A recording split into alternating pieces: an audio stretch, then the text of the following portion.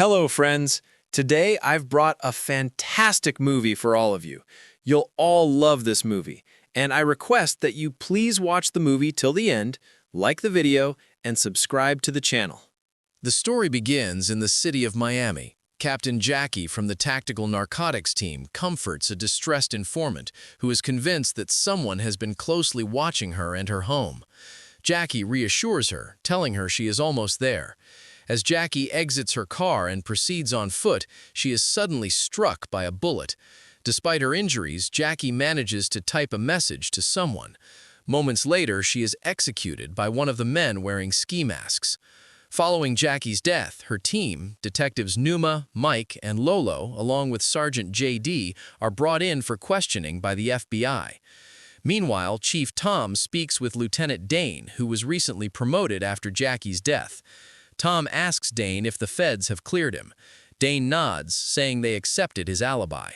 Tom then asks what Jackie had been pursuing before she was killed. Dane replies, money, lots of it.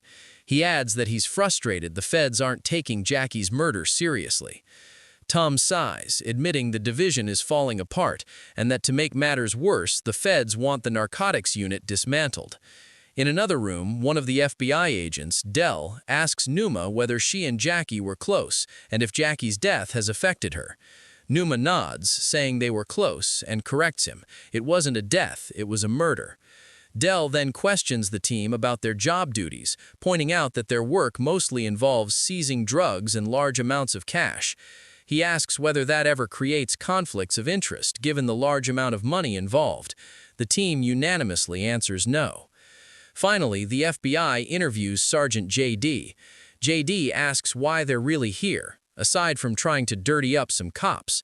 Dell replies that it's probably the easiest money they can make right now given how poorly the city pays its police officers.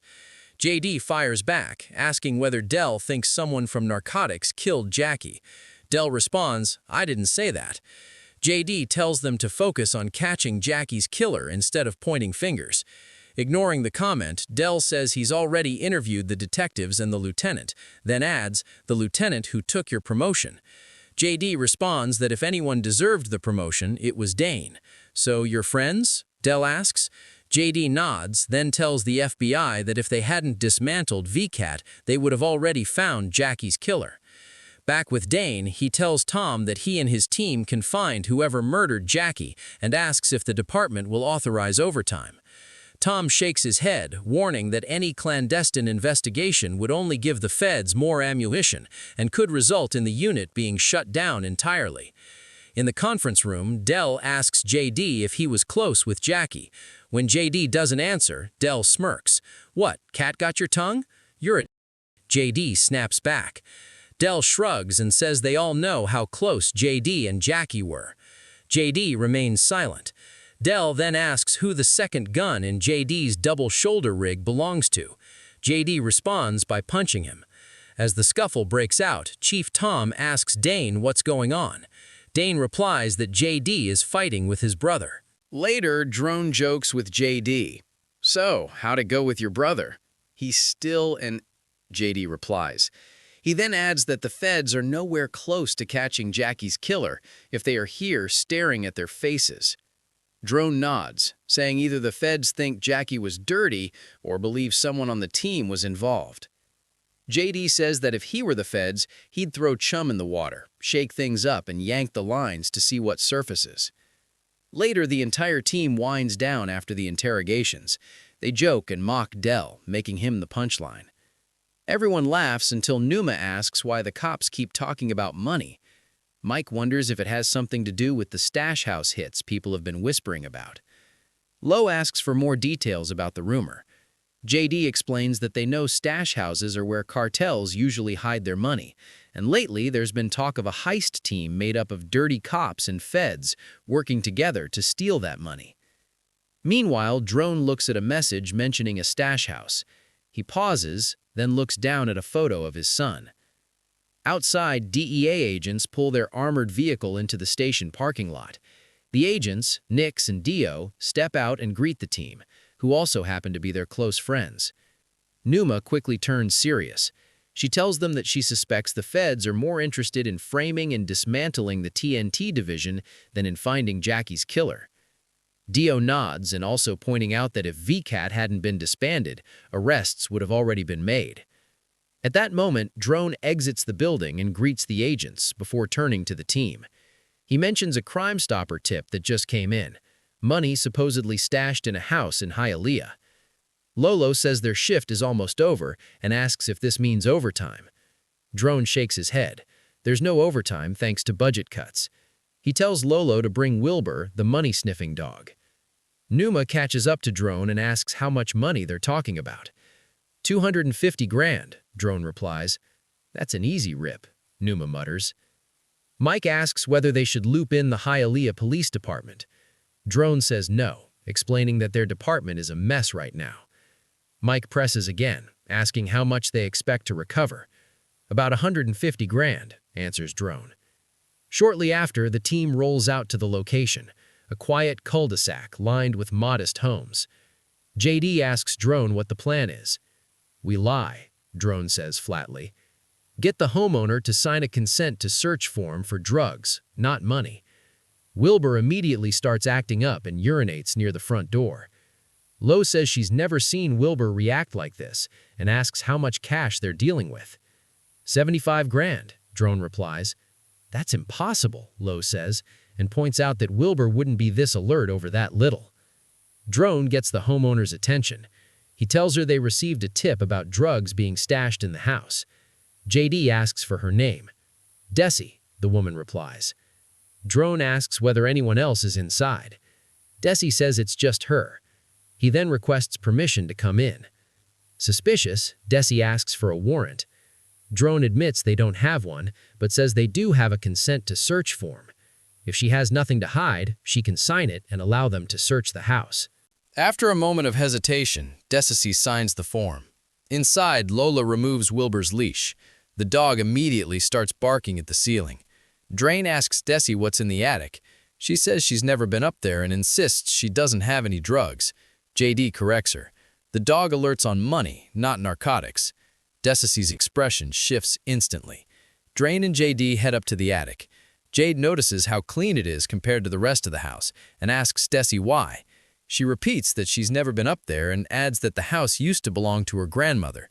JD notices a thin wire sticking out from the wall and pulls it, causing a hidden panel behind a statue to slide open. Inside, they discover several drums. Drain orders the team to start removing the containers while he and JD question Desi. Drain asks Desi how long she's lived in the house. Desi says it's been 2 months. She explains that her grandmother passed away recently and that she had been caring for her on her own for the last few years. She adds that the house is in probate and that her sister is contesting the will, even though she never helped care for their grandmother. JD asks Desi if she knew there was money in the house, noting the look on her face earlier when he mentioned the dog sniffing for cash. Desi denies having any knowledge of it.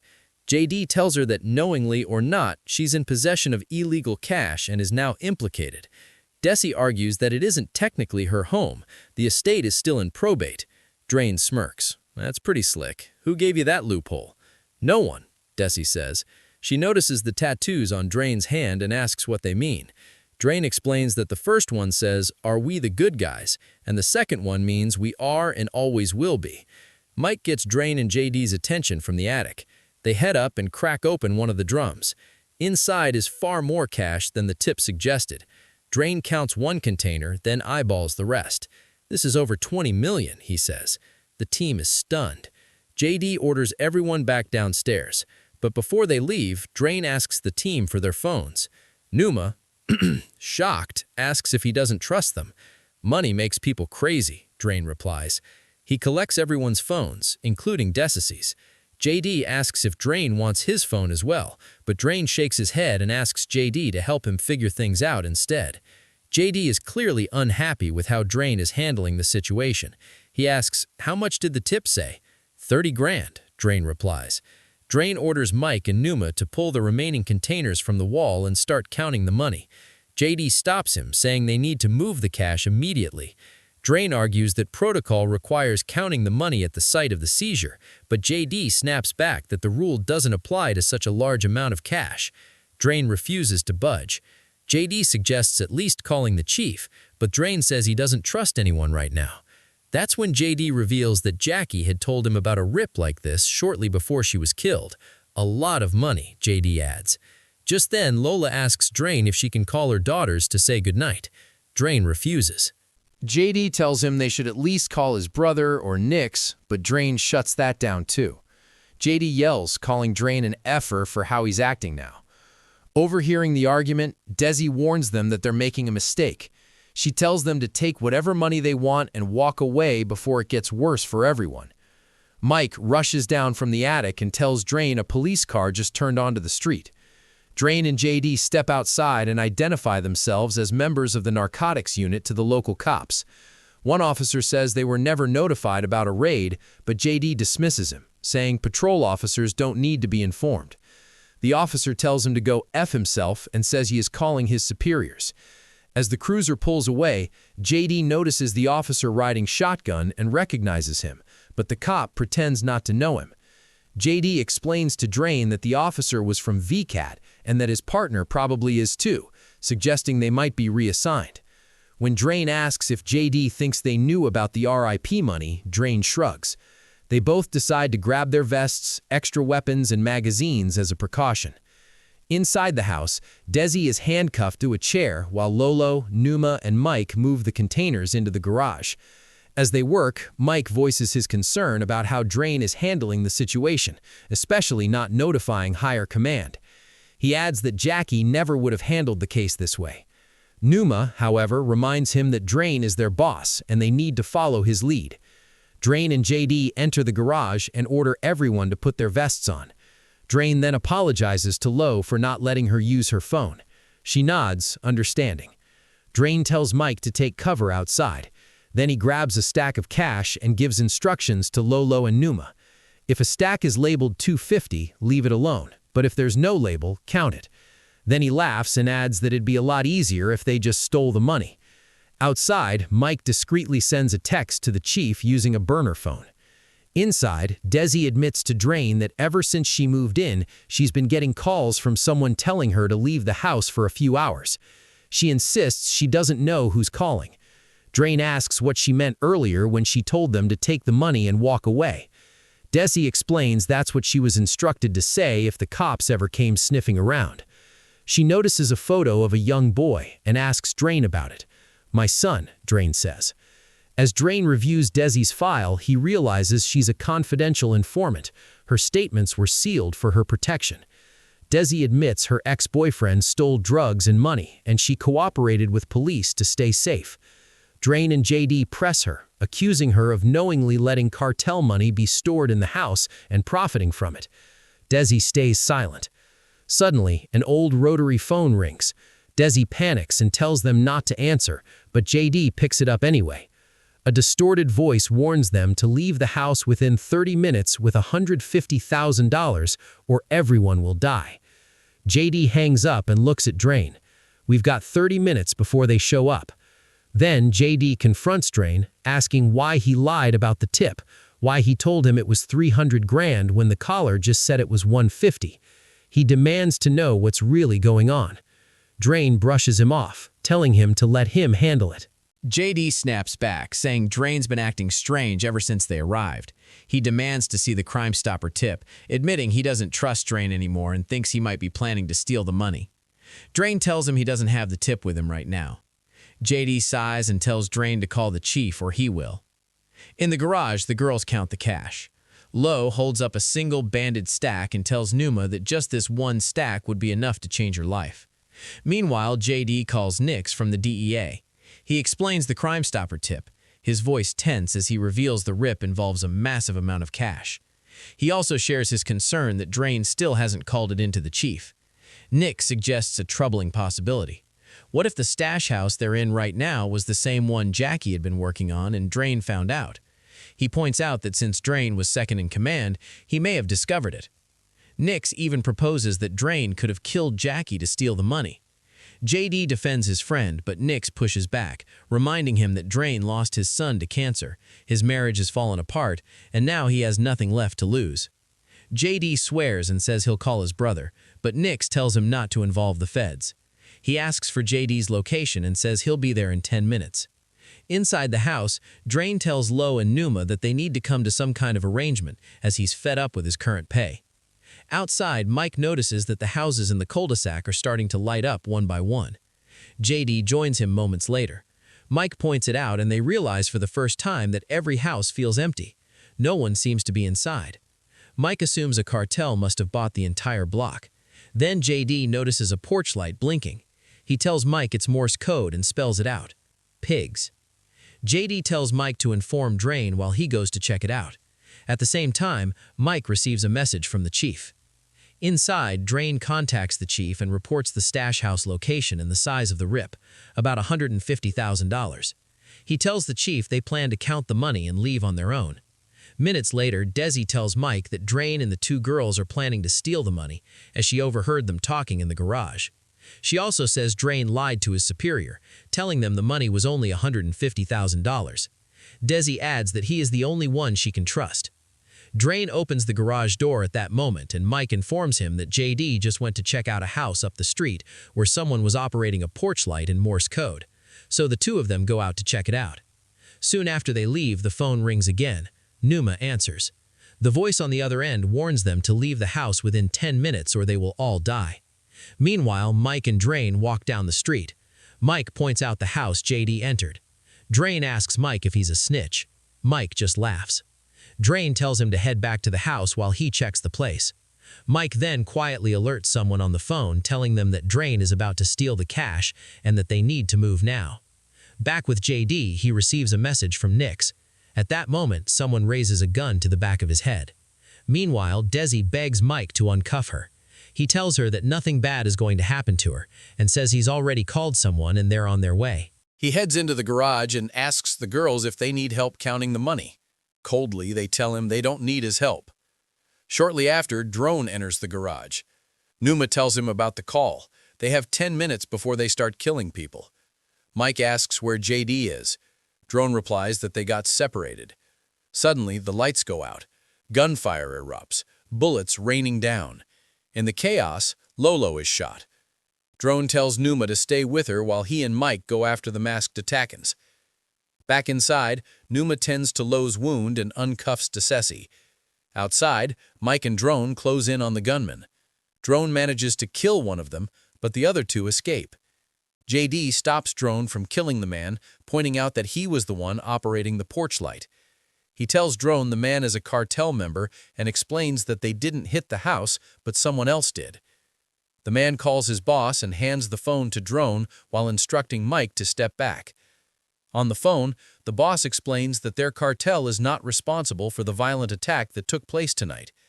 He says they have no interest in the money and want no further heat, especially after the death of the police officer. JD asks him directly if his cartel was responsible for Jackie's death. From a distance, Mike watches them. When they regroup, he asks what happened. Drone tells him the cartel is walking away from the money and that they weren't the ones who attacked them. They return to the garage. Drone tells the girls that the cartel didn't hit them and is walking away from the cash. Lolo suggests they vouch the Crime Stopper tip money and split the rest, but Numa reminds her that Drone already called the chief. JD asks when. Drone replies earlier, about the house, the RIP. JD then drops a bombshell, revealing there is no Crime Stopper tip. Drone made it up to steal the money. He reminds everyone that Drone was Jackie's second-in-command, so if Jackie knew about this stash house, Drone did too. Drone denies the accusation and counters by accusing JD of orchestrating the attack. He says JD recognized the ex-VC Cat detective and points out that things have been messy since then. Drone also accuses JD of disappearing for nearly 30 minutes and returning with an armed cartel member. JD counters with another piece of information. The cartel believes Jackie was killed by someone on her own team. He looks straight at Drone and calls him a cop killer. The two start throwing punches. Mike and Numa rush in to break it up. Then Drone orders Mike to go outside and keep an eye out for Desesi. Outside, Mike searches his vest but realizes his burner phone is missing. Meanwhile, JD gets a call from Nix and urges him to come quickly. He tells Nix that Drone has gone rogue and is about to steal the RIP. JD asks if a full team is coming.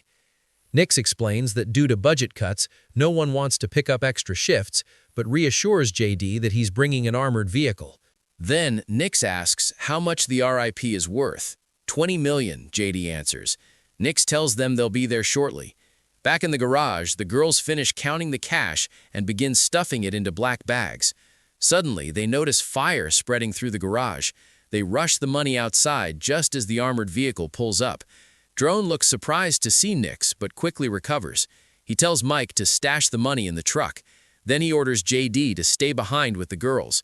JD snaps back, shouting that he doesn't trust Drone. That's why he called Nix. They start arguing again, but Nix steps in and breaks them apart, ordering both of them into the vehicle. Inside the armored truck, JD draws his gun for precaution. Drone does the same. Drone asks where they are taking the money. A DEA-held Fargo near the hospital, Nix replies. JD types out a message. Nix asks who it's for. JD says he just messaged the chief about the meeting location, adding that Drone already informed him. No, he didn't, Mike says. He explains that the chief knows about the RIP, but not the total amount. How would you know that? Drone snaps back. Then he adds, you still haven't answered my question from earlier. Are you a snitch? Mike tells him to go himself. Then Mike reveals that DeCessi told him everything, how Drone reported the RIP as only $150,000 and planned to split the remaining money with Lowe and Numa. Drone smirks and admits it was all part of his plan. Desi heard exactly what he wanted her to hear. In a flashback, Drone signals the girls to play along and declares that they're robbing the RIP. Drone continues, explaining that once Desi heard the RIP was being stolen, she confided in Mike because he seemed like a good guy. Drone says he knew she'd tell Mike about the call to the chief and the $150,000 figure, but reminds him it wasn't the first time he'd used that number. He told Mike the same amount earlier while giving different figures to different officers. JD cuts in sharply, reminding everyone that whoever called the house said the same thing, take the $150,000 or everyone will die. Mike tells them they have his phone. JD counters that he's been using a burner. Drone then reveals that during their staged altercation, JD quietly grabbed Mike's phone. Drone then reveals that Mike is the one who called the local cops, set the house on fire, and trying to steal the RIP the whole night. Mike denies the accusation. Drone then admits that he's been lying to everyone, even JD. He nods and says that he only learned the full truth recently. In a flashback, we see Drone pointing a gun at JD, then lowering it. Drone tells JD there was never a Crime Stopper tip. Instead, he received a text from a burner phone from Jackie on the night she was killed. Drone explains that he orchestrated the entire play to find out who actually killed Jackie. Drone admits he lied to him because he needed everyone to believe the act. He also reveals that Jackie suspected someone inside the police force was corrupt and planned to use this RIP as bait to flush them out, but she was killed before she could. Who could it be? JD asks. We'll find out tonight, Drone replies, and then adds that Mike is one of them. Drone tells Mike he knows he's the culprit but wanted to find out who he's working with. JD turns to Nix and asks where the radios are and who's monitoring them because they're transporting a massive amount of cash across Miami. Nix says he couldn't get higher approval for backup at this hour. JD points out that he told him how much the RIP was worth. Nix fires back that JD also told him Drone was dirty. Drone tells Mike he acted dirty to see who would show up to steal the money. JD then accuses Nix outright, saying he's the one who called the house and shot it up with VCAT cops. Nix denies the accusation, insisting he's not corrupt. Mike asks for his burner phone back and dials a number. Moments later, the phone inside Nix's vest starts ringing. Nix immediately shoots Mike. The driver raises his weapon and tries to shoot JD and Drone, but JD reacts first and kills him. However, Nix manages to take both JD and Drone hostage, ordering his colleague to dump Dio's body in the street. JD mutters under his breath. JD asks Nix if he killed Jackie. Nix shakes his head, but Mike, bleeding, says that Nix did. JD's phone rings. He slowly pulls it out and puts it on speaker. His brother Dell's voice comes through. He says they've spotted the truck entering the street. It's revealed that JD messaged his brother earlier with their location. Nix tries to convince JD and Drone that they could all live like kings with this kind of money. While Nix is distracted, Mike fires his gun. Chaos erupts. Both Mike and Nix manage to flee, each grabbing a bag. JD goes after Nix while Drone pursues Mike. After an intense car chase, JD finally catches up to Nix near an overpass. Nix opens the bag and finds no cash inside, as JD had swapped the money with old telephone book. Nix raises his gun and tries to shoot, but JD fires first, killing him. Meanwhile, Drone chases Mike through the marshes. After a tense pursuit, he finally captures him and snaps the handcuffs on. The team turns over the money to the FBI, $20,650,480. DeCessi is awarded $4 million for being a confidential informant. JD embraces his brother, apologizing for their fight the day before. DeCessi then thanks Drone, saying, "You knew I'd tell Mike everything." Drone nods and replies that he trusted she would do the right thing.